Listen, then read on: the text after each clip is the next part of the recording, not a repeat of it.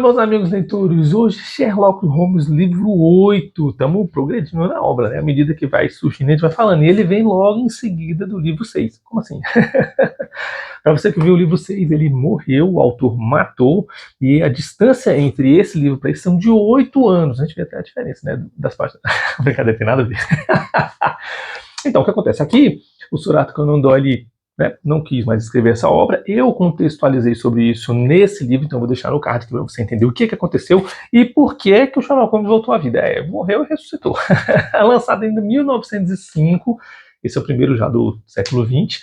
Editora Melhoramento, a minha edição do ano 2000, 6 contos, 135 páginas, e é exatamente isso, 8 anos depois. Para você que está achando ruim ver um filme e esperar o outro, então a gente vê que tem muita diferença. Falando de filme, o Moriarty que a gente vê aqui e a volta dele aqui é exímia, idêntico ao filme. Eu costumo dizer que existem duas obras na minha vida inteira que eu li, que a adaptação do cinema ficou melhor do que o livro. E para você que viu os filmes de Sherlock Holmes, você sabe quem é Sherlock Holmes. A adaptação ficou perfeita, eu amei o personagem, e o Moriarty de lá ficou perfeitamente melhor que nos livros. Cara, muito bom. Esse livro aqui também foi uma adaptação ótima. Eu gosto de ver essas coisas que no livro, geralmente a gente vê que o filme ficou horrível. Tem muitos livros aqui que eu posso citar para vocês que o filme ficou péssimo, mas esses dois, o filme ficou igual, se não melhor do que a obra, eu ouso dizer isso. Inclusive, esse foi um dos que ficou péssimo. O personagem no filme é um bosta, fraco, sem vergonha. Aqui não, aqui o cara é macho alfa, desce o cacete, desce pra aqui. Quem lê o livro sabe a diferença entre o livro e o cinema. Não sei porque que meter aquele Harry Potter fraco pra caramba, mas a gente tá falando de Sherlock Holmes. São 6 histórias. E eu vou descrever cada uma das histórias aqui detalhada para que você possa entender como é que foi essa volta de Sherlock Holmes. Então, a primeira história, chamada de Casa Vazia, o Watson assumiu o lugar do Holmes e ele que está fazendo as investigações ali pela cidade, né, ao longo desse período que o detetive ficou fora. Ele está investigando o assassinato do Adair. Aqui ele traz o nome em inglês completo, mas o Adair é mais íntimo para o nosso brasileiro, então vai ser Adair. Ele é um jogador de cartas e foi assassinado. Então, um tiro na cabeça, ele descreve aqui que foi um pedaço para todo lado e eu não preciso descrever para você em detalhes o que ele fez. Ele vai ao gabinete dele, no caso o Watson, no gabinete dele, que ele é médico. E quando ele chega no escritório, quem está sentado lá? O Holmes. Como assim o Holmes? Holmes não estava morto? E aí ele tem um colapso e desmaia. Ele fala que foi a única e primeira vez que ele desmaia na vida. E o Holmes, se eu soubesse que você ia reagir dessa forma, não tinha vindo não. No filme, ali no final da obra, a gente vê que no final do segundo filme, o Watson tá no escritório dele e encontra o Holmes disfarçado na poltrona. Ficou perfeito, cara. O cinema absoluto ali, a morte do Moriarty, como é que foi, exatamente do jeito que é nos livros aqui, gostei demais. Ele vai contar um pouco o que foi o Moriarty perseguiu, e depois daquela luta eles caíram do penhasco. Ele não tinha planejado sobreviver, de fato, e aconteceu, e simplesmente ele sobreviveu, e quando ele foi escalando o penhasco, existiam alguns capangas do Moriarty que estavam perseguindo, por isso que ele ficou esses 3 anos fugindo da morte. Então, no livro aqui, passou-se apenas 3 anos, apesar de que no mundo real passou 8. Ele vai dizer que ele simplesmente foi prendendo um a um dos caras do Moriarty, e ele só pôde aparecer agora quando faltava apenas um. Então ele vai dizer que ele passeou ali pelo Tibete, ficou 2 anos lá, foi para a Pérsia, ficou um ano lá. Nesse período ele passou pesquisando, escrevendo artigos científicos, fazendo publicações com um pseudonome que ele não descreve aqui. Foi para a Meca, foi para a França e agora ele está de volta, ele acabou de chegar. E ele vai levar o Watson para um apartamento que ele tem do outro lado da rua, da Baker Street Bay, um apartamento aqui, então ele alugou um apartamento exatamente em frente aqui, e ele fala assim: aí Watson, olha lá meu escritório. Quando o Watson olha, fala: ué, tu tá aqui, como é que tu tá lá? Tem a silhueta do Holmes lá. E o Holmes fala que isso é para pegar o último dos criminosos do Moriarty. Aí eles passam, ficam esperando, né? Tá surgindo ali, o inimigo aparecer. Passam-se algumas horas, o Watson olha para a janela e fala: ué, como é que o boneco se mexeu? Porque ele tá numa posição, agora tá em outra posição. É o Holmes, eu não notava, meu caro Watson, eu simplesmente amarrei um relógio e ele fica girando. Então, com o passar das horas, Holmes é engenheiro demais, é muito bacana. E nesse momento entra o assassino do outro lado para pegar o Holmes. O Holmes é um boneco. O Holmes já avisa pro Lestrade, para quem lembra bem do nosso Lestrade, não vou apresentar mais o livro dele, que já apareceu em tantos livros aqui na obra que você já conhece, o jovem Lestrade. E aí ele entra com as polícias, prende o cara, e o cara é um notório caçador. Então o Moriarty ele só contratava os melhores dos melhores dos melhores. E esse caçador tem uma arma de ar comprimido silenciosa criada pelo Moriarty. Então a gente vê aqui que no filme, de fato, ele mostra aquelas tecnologias futuristas da época que ele tinha criado. E ele prende o caçador, e o Holmes aparece, né, com o Watson, e ele fala assim: você não pode me prender. Porque você não tem acusação. Você vai acusar o quê? Eu tentei te matar? Como? Se eu, tá eu e um boneco que não tentei nada. Eu vim só te visitar. Ele fala, não, tu tá te acusando disso, não. Tô te acusando de matar fulano, fulano, fulano, fulano, fulano, fulano. E o Adair. E o próprio Adair. O que aconteceu? O Adair estava jogando cartas com esse caçador, o caçador estava trapaceando, o Adair descobriu, quando entrou naquela briga, o Adair, puf, acabou. Então ele foi preso pelo caso do Adair. O segundo caso é o construtor de Norwood, o Holmes. Está em Londres, ele está achando a cidade muito pacata, porque não tem mais o Moriarty para ele poder desvendar aqueles crimes mirabolantes, então ele está meio sem graça, meio sem ter o que fazer ali. E o McFarlane, ele entra cansado, ofegante, morto no apartamento do Holmes. O Watson está lá. Esses livros aqui, esses contos aqui desse livro, não contam igual os demais, que o Watson estava casado, o Watson estava em casa, só aparece os dois juntos e pronto.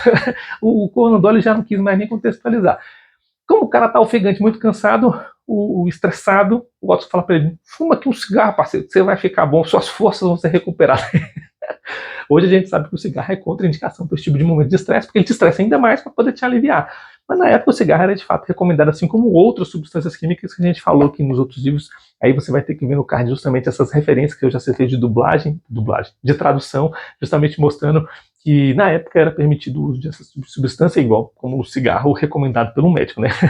Bom, ele é acusado, o nosso McFarlane está sendo acusado de um assassinato que ele não cometeu, e ele foi correndo pro Sherlock Holmes para ele ajudar. Na hora que ele tá lá, que vai contar a história, quem que entra? Entra o Lestrade. Fala assim, parceiro, você tá preso. Não adianta vir aqui Sherlock Holmes pra te ajudar, não. Sherlock, calma, calma.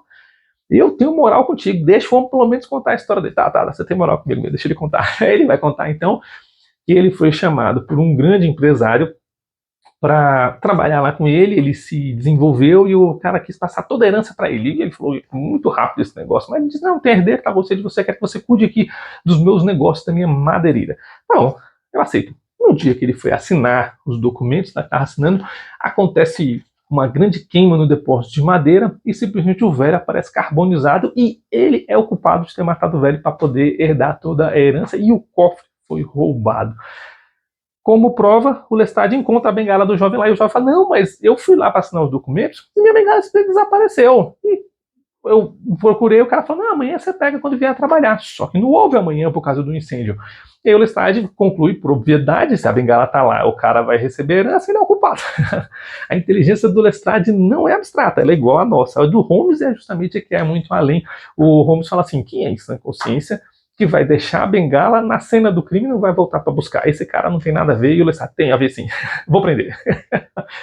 Bom, o Holmes vai lá investigar o caso, ele diz que o caso está deveras interessante, ele não consegue encontrar muitas pistas ali, mas a governanta ela é de extrema suspeita porque ela não fala nada, não reage de acordo com as perguntas e muito menos com o caso que está acontecendo. Então o que o Holmes faz? Já que ele não consegue descobrir nada, ele chama o Lestat, chama três policiais e fala assim: vamos tentar o último recurso aqui, vamos fazer uma fumaça e gritar por fogo. O Lestat, você está doido? Não, só confia no processo. Quando os bichos começam a gritar por fogo, uma porta secreta se abre, aparece um cara de cueca gritando: meu Deus, alguém me ajuda, eu não quero morrer queimado. Era o senhor dono dos negócios. Tá aí o nosso morto ressuscitado. Muito engraçado. Ela fala: não, foi só uma brincadeirinha que eu quis fazer com o meu novo empregado. Ah, brincadeira, sabe? Você vai explicar isso lá na delegacia, lá no Chilindró. O que aconteceu? O cara tava devendo até as tampas, não tinha como pagar as dívidas, e aí ele simulou a própria morte e o assassinato pelo rapaz, e aí ele ia fugir para outro país com o que ele tinha dentro do cofre para não pagar essa dívida de ninguém. Sugestivo, hein? No Brasil é mais fácil, é só tocar o calote mesmo que não acontece nada. O Brasil é país de bandido. Terceira história, os dançarinos. Hilton, ele tem um casamento perfeito e simplesmente ama a sua esposa. Eu acho muito legal que as histórias já sempre começam assim: eu quero ter um casamento perfeito. É tão difícil ter um casamento que a gente tá perfeito. E ele simplesmente recebe uma charada na sua casa. Eu vou deixar as imagens, como eu sempre deixo do Sherlock Holmes, porque essas charadas é bem interessante. Eu já de cara, porque eu sou um ser humano normal, achei que era criptografado e de fato era.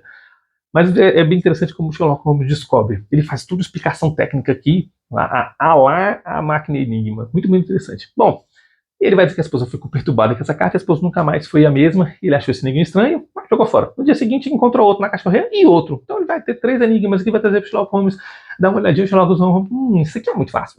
O Sherlock Holmes é fera demais. Ele fala bem assim: não, então nós vamos até a sua cidade, pode ir lá enquanto eu vou investigar aqui, nós vamos lá poder investigar esse caso. Quando o Sherlock Holmes vai com o Watson a essa cidade lá investigar, o cara foi baleado na cabeça e a mulher está no hospital desacordada, baleada também. Ele, eita, chegamos tarde de novo, e o policial fala assim, uai, vocês vieram investigar de 10 horas de viagem, chegaram primeiro que eu, Holmes. Eu já sabia que isso ia acontecer. Você sabia porque não chegou antes? Porque eu descobri só agora. Simplesmente a esposa não pode falar nada, e eles vão para casa tentar investigar, e o Holmes já pega uns papéis e manda alguns telegramas ali para algumas pessoas, mas enfim, ele não consegue descobrir muita coisa ali na casa. Com esse telegrama, ele simplesmente fica esperando a resposta deles, até que aparece alguns suspeitos ali, e ele manda prender. O policial vai, eu não estou entendendo o que está acontecendo. É um policial de outra cidade? É uma cidade. Aí o Holmes vai explicar o que aconteceu. Essa mulher, ela fazia parte de uma quadrilha, a família dela, ela não quis fazer parte dessa quadrilha mais, e ela era prometida para casar com outro que ia herdar toda a quadrilha ali, então ela fugiu. Quando ela fugiu, ela encontrou esse cara, com menos de um mês ela conheceu, casou, ficou junto, ficou muito feliz, e esse cara da quadrilha encontrou com ela e veio buscar ela de volta. E ela ainda assim não aceitou. Quando ele sobe na janela para falar com ela de madrugada, o marido vê e já chega metendo bala, o cara mete bala do outro lado de bala para todo quanto é lado, um foi morto, o outro saiu ferido e a esposa também saiu ferida. O marido não quis sair traído, né?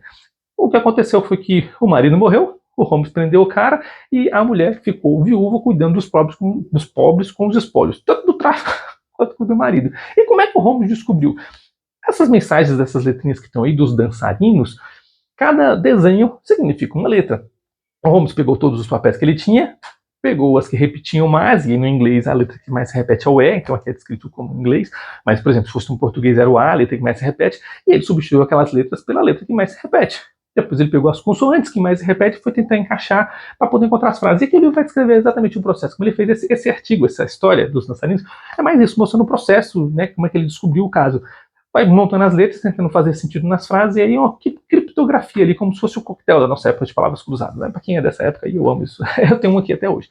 Ele foi desvendando os casos, até que ele descobriu todo o texto. E quando ele manda um telegrama justamente pro rapaz, o rapaz acha que a mulher acordou do hospital, e ele manda carta mandando o cara vir que eles vão ficar juntos. Quando o cara chega, o Holmes prende. Então, muito bom o caso, principalmente uma história de criptografia, como o Holmes desvenda todos os casos dele com um raciocínio lógico. A quarta história, o ciclista solitário. Violette é uma ciclista, o pai dela faleceu e ela ganha vida dando aulas para um magnata. Quando o pai faleceu, ela e a mãe mudaram-se para a África, onde uns amigos do pai cuidaram deles ali, dois senhores, dois rapazes. A vida não deu muito certo lá, então ela volta para Londres e simplesmente começa a dar aula para esse magnata, para a filha desse magnata. O cara era rico, o cara era interessado nela, e hoje, se fosse uma mulher qualquer, abandonaria tudo para ficar com um cara rico, né? Porque a mulher quer dinheiro. Mentira, você não é assim, você é uma leitora.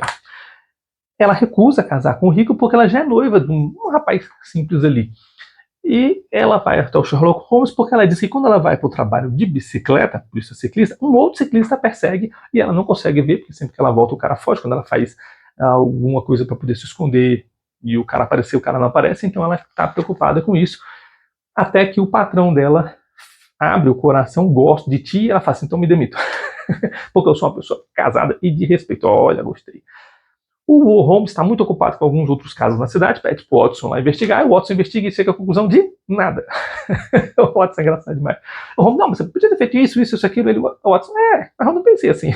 Eu pensei em fazer isso, aquilo. Não, isso não vai dar certo. Pois é, não deu. A conversa deles aqui é como se fosse um professor mostrando que o aluno encontrou o caminho mais difícil e errado, que não chegou a lugar nenhum. O Holmes, então, vai lá e resolve ficar numa moita para poder ver esse ciclista passar. Só que quando ele vai ficar na moita, a mulher é sequestrada. Oh, meu Deus do céu, o Holmes sempre chega tarde, é muito engraçado. O ciclista aparece para poder ajudar a mulher que é sequestrada e eles descobrem que o ciclista era o patrão da mulher. Mas essa mulher sendo sequestrada, eles vão de trem, eles vão tentando perseguir do jeito que podem. Quando eles chegam lá, o cara que sequestrou eram esses dois africanos. Eles descobriram que a mulher tinha uma grande herança do pai que morreu, e eles querem casar ela força para pegar a herança. E quando ele chega lá, tá um clérigo sem vergonha, que é um dos irmãos, e o outro está querendo casar com ela, ele casa à força. Aí é muito engraçado, porque o cara chega assim, detetive, você chegou tarde, agora ela já é a minha esposa. Aí vamos, ela é a esposa de um viúvo, e pá, mete bala. Ela é esposa de um viúvo. Muito engraçado. O Holmes não tem muita conversa com ele.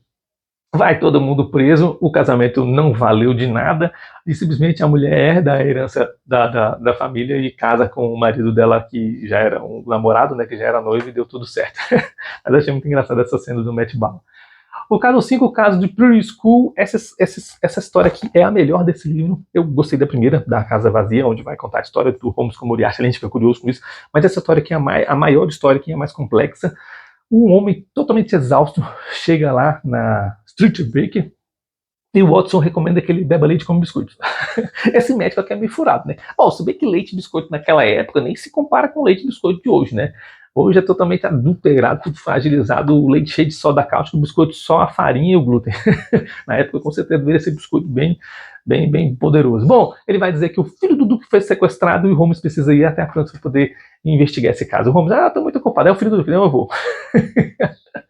Muito engraçado. O professor de alemão foi sequestrado junto com o menino e o Holmes tem que investigar esse caso, porque o professor andava de bicicleta e não faz sentido nenhum um professor de alemão de bicicleta com o menino filho do Duque. Mas o Holmes vai lá investigar.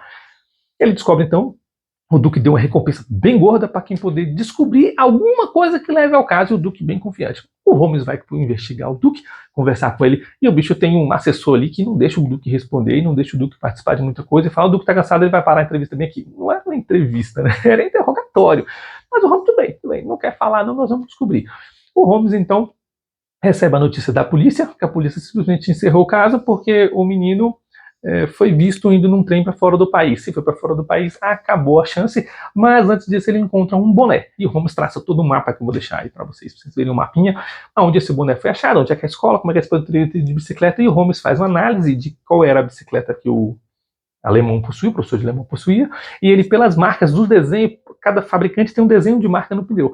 Pelo desenho de marca, ele vê os traços na trilha e consegue determinar quando o cara está devagar, porque ele está pedalando assim, quando o cara está rápido, porque ele vai pedalar mais empinado, então ele consegue perceber quando estava com pressa ou não. Interessante essa analogia dele, essa perspectiva que ele faz. Ele encontra os rastros a partir do boné, muitas patas de vaca, e chega a 2 rastros de bicicleta diferentes, e aí ele consegue determinar através do desenho do pneu qual era o rastro correto e encontra o alemão morto. Nesses traços, nesse período que ele está investigando ali, ele encontra uma estalagem, ele vai nessa estalagem para poder se hospedar, encontra o estalajadeiro, que ele está procurando o filho do Duque. O estalajadeiro fica todo nervoso, esse caroço tem um... Ele fala assim: vou passar a noite aqui não, vou até o hotel que eu vou conversar com o Duque. Quando ele chega lá, pede para o assessor sair embora. Assessor, eu quero conversar com o Duque, só eu e o Duque. Ele chega: Duque, a recompensa aí, eu quero que você assine um cheque para mim. Mas como assim? Eu tenho uma dica e eu vou te falar o caso, mas eu quero que você assine um cheque antes e me dê. O Duque, como assim? Tá bom, eu assino. Ele fala assim: você é o mandante do sequestro, teu filho tá no estalajadeiro e você mandou um cara matar o professor de alemão porque ele foi proteger o menino quando viu o menino sendo sequestrado. Eu puto que o quê? Tá aqui teu cheque. Muito boa essa parte. O Watson vai dizer que o Holmes ele não é apegado ao materialismo, mas ele fez muita questão de receber o dinheiro desse caso, porque o Duque era um cara muito rico e ele fez com que o filho fosse sequestrado justamente para que, vamos lá, o filho do Duque é o filho do primeiro casamento e a esposa faleceu. O Duque casou novamente, obviamente, e essa nova duquesa, né, ela quer que o filho dela seja o herdeiro. Então o filho do primeiro casamento tem que vazar. Ele simulou tudo isso para que o filho tivesse uma vida boa em outro país, mas que o filho não participasse mais da realeza. Olha, simples assim, passou a ser bastardo. O Holmes descobriu o caso e falou: olha, eu sou um cara justo e correto. Você vai falar que o menino foi encontrado, depois você se vira, como é que você vai fazer para botar esse menino para ir para outro lugar de novo, e você é cúmplice de um assassinato. Você mandou o cara lá e o cara assassinou o alemão. Você vai ter que responder.